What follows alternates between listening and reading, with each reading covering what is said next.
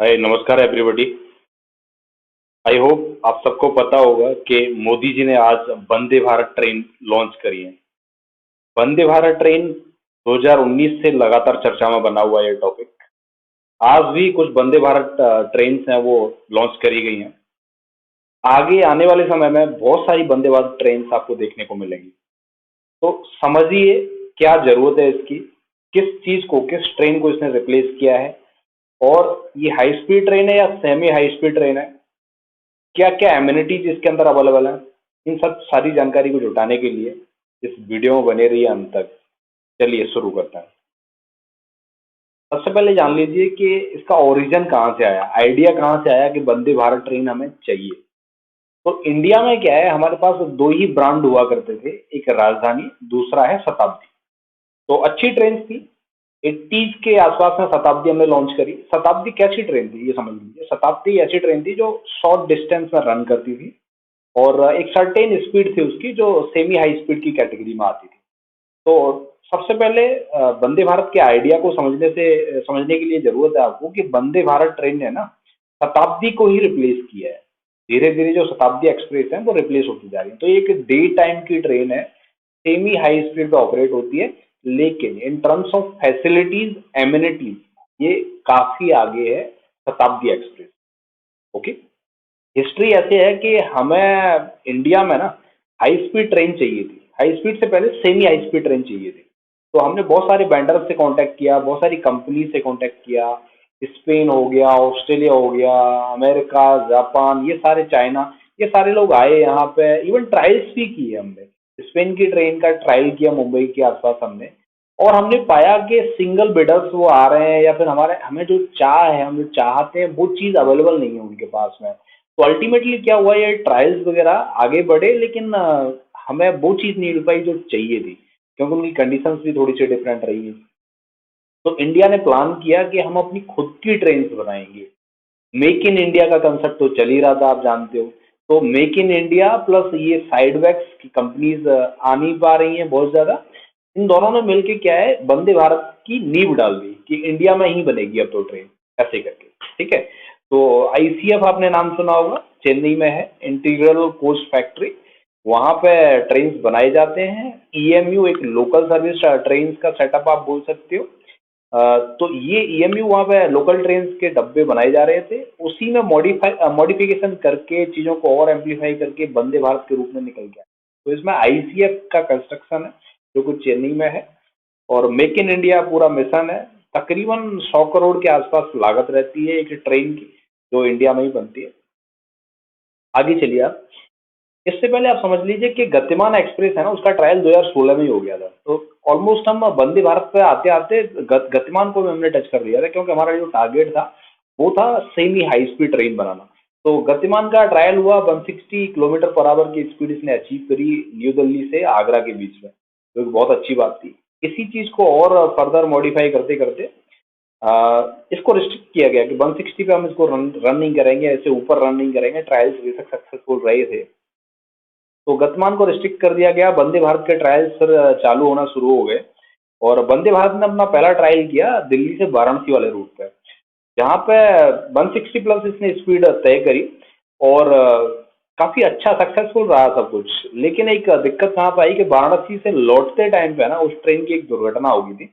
एक गाय कुछ आ गई थी बीच में, जिससे कि 4-5 जो डब्बे हैं वो शट डाउन करने पड़े। शट डाउन हो गई कनेक्टिविटी, और ब्रेक्स वगैरह वो अप्लाई ही रह गए। तो टूंडला आगरा के पास में एक जगह पड़ती है, वहाँ पे इस वंदे भारत ट्रेन को रोका गया, कुछ ग्लिचेज आए। तो 2 ट्रेन सिर्फ आईसीएफ ने मैन्युफैक्चर करी उस टाइम पर, ये जो वंदे भारत ट्रेन है, और ये मिशन रुक सा गया था 2018 में। एक चीज आप और जान लीजिए कि वंदे भारत जो नाम है ना, इससे पहले इस ट्रेन का नाम ट्रेन 18 हुआ करता था। ट्रेन 18 क्यों? क्योंकि 2018 में इसके ट्रायल्स या बन के ये तैयार हुई, मेक इन इंडिया थी। तो ट्रेन 18, 2018 ट्रेन 18 नाम कर दिया गया था। 2019 में ये हुआ जब 15 फरवरी 2019 को इसको लॉन्च किया ना वंदे भारत को, तब ये नाम निकल के आया कि वंदे भारत ट्रेन। वंदे भारत क्यों? क्योंकि इंडियन ब्रांड है, इंडिया में बना हुआ है। तो वंदे भारत मतलब एक certain feature, certain sense of accomplishment के हमने यहाँ पे बनाई है ये चीज़, वो देसी नाम हमने इसको। तो आई होप समझ गए होंगे आप वंदे भारत का कंसेप्ट कि 18 में गतिमान, 2016 में गतिमान आई, 2018 में ट्रेन 18 जिसको चेंज करके 15 फरवरी 2019 को हमने वंदे भारत एक्सप्रेस को लॉन्च किया। तो एक वंदे भारत का कंसेप्ट निकल के आया और टारगेट क्या था, शताब्दी को रिप्लेस करना एंड दूसरा सेमी हाई स्पीड ट्रेन बनाना, वो भी इंडिया के अंदर। ठीक। तो आज के टाइम पे जो वंदे भारत ट्रेन है ना, वो ऑलमोस्ट टच किया उन्होंने, 180 प्लस टच किया है स्पीड किलोमीटर पर आवर में, लेकिन वो ऑपरेट बहुत नीचे करती है, 120 किलोमीटर पर आवर के आसपास में ऑपरेट करती है हमारी जो वंदे भारत ट्रेन से। क्योंकि हमारी जो पटरी है ना इंडिया में, बहुत पुरानी बिछी हुई है रेल की पटरी, और वो सूटेबल नहीं है कि 200 की स्पीड, 160 स्पीड ये झेल पाए, कंट्रोल कर पाए, कुछ दिक्कतें आ सकती हैं। इसलिए वो लिमिट है स्पीड की, वो सर्टेन लेवल तक हमने रिस्ट्रिक्ट करके रखी हुई है। ऑल्दो आगरा जब ट्रायल हुए थे, दिल्ली से आगरा के बीच में जो ट्रायल्स हुए थे गतिमान एक्सप्रेस के, तो वहाँ पर कुछ पटरी भी मॉडिफाई करी गई थी, उस सर्टेन ट्रैक्स वो रिप्लेस करे गए थे, तब जाके गतिमान का ट्रायल हमने 160 किलोमीटर पर आवर पर किया था। तो वंदे भारत एक सेमी हाई स्पीड कैटेगरी से थोड़ा सा नीचे आप मान सकते हो, क्योंकि सेमी हाई स्पीड जो कैटेगरी है वो 160 किलोमीटर पर आवर से लेके 200 किलोमीटर पर आवर के बीच में है। 160 टू 200 किलोमीटर पर आवर, ये सेमी हाई स्पीड कैटेगरी की ट्रेन मानी जाती है। 200 किलोमीटर पर आवर से ऊपर की ट्रेन है उसे हम हाई स्पीड ट्रेन बोलते हैं, और 160 से नीचे अगर ऑपरेट कर रही है तो वो एक नॉर्मल ट्रेन ही है। लेकिन क्योंकि इसके ट्रायल्स 160 प्लस वाले रहे, तो इसको हम सेमी हाई स्पीड कैटेगरी में डाल के देखते हैं। ठीक है। अब आ जाते हैं वंदे भारत की फैसिलिटी है, एमिनिटीज क्या क्या है। देखो, शताब्दी में भी खाना पीना मिलता था, चेयर कार थी, ये भी चेयर कार है, और शताब्दी का भी सेटअप ऐसा था कि ठीक ठाक था एनवायरमेंट, लेकिन समय के साथ चीजें बदलती थी। वंदे भारत ने बदला अपने आप, टेक्नोलॉजी के हिसाब से, फैसिलिटीज के हिसाब से और स्पीड के हिसाब से, हर एक तरीके से। तो ये ऑनबोर्ड वाईफाई है इसमें, जो कि शताब्दी में नहीं है। सीसीटीवी लगे हुए हैं मॉनिटर करने के लिए। Bio vacuum toilet, vacuum toilets हैं, बहुत अच्छी बात है। इंटेलिजेंट ब्रेकिंग सिस्टम है, ब्रेकिंग सिस्टम इसका एडवांस है। ओके। रोटेटिंग चेयर्स इन एग्जीक्यूटिव क्लास। चेयर्स क्या है, किसी भी डायरेक्शन में आप घुमा के बैठ सकते हो। डिसेबल्ड फ्रेंडली, जो अपंग दिव्यांगजन होते हैं उनके लिए भी ये फ्रेंडली है, चढ़ने उतरने में उनको प्रॉब्लम नहीं होती।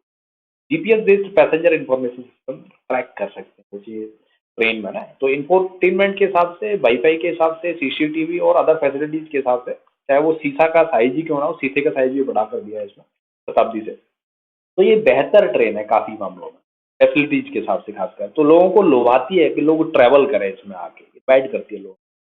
सबसे बड़ा हाथ आईसीएफ का रहा है इसमें, मेक इन इंडिया इनिशिएटिव का रहा है। एक बार वो हुआ क्या था, आईसीएफ ने भी इसका जो प्रोडक्शन है वो हॉल्ट कर दिया था। तो 2018 में 2 ट्रेन बना के वो बंद हो गए थे, लेकिन मिनिस्ट्री ऑफ रेलवेज ने बोला कि नहीं, तुम ऐसी ट्रेन और बनाइए, हमें शताब्दी रिप्लेस करनी है।